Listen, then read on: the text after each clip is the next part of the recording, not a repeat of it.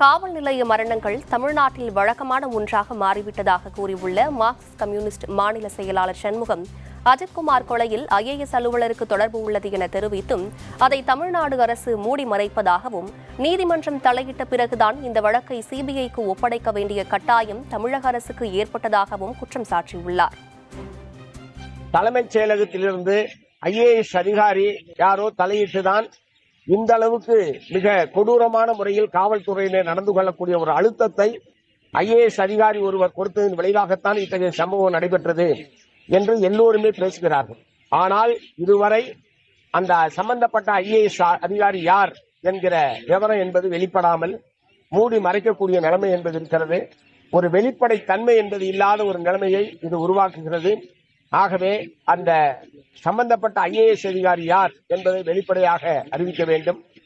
வழக்கை CBIயிடம் ஒப்படைத்து விட்டதனாலேயே இது போன்ற கேள்விகளுக்கெல்லாம் பதிலளிக்க வேண்டிய பொறுப்பு தமிழ்நாடு அரசுக்கு இல்லை என்று அரசு கருதக்கூடாது. இந்த வழக்கில் உண்மையிலே முதலமைச்சர் அவர்கள் சந்தேகத்துக்கு அப்பாற்பட்டு இந்த வழக்கு நடைபெற வேண்டும் என்பதற்காகத்தான் மத்திய புலனாய்வுத்துறை விசாரணைக்கு நாங்கள் உத்தரவிடுகிறோம் என்று அவருடைய அறிக்கையிலே குறிப்பிட்டிருக்கிறார்.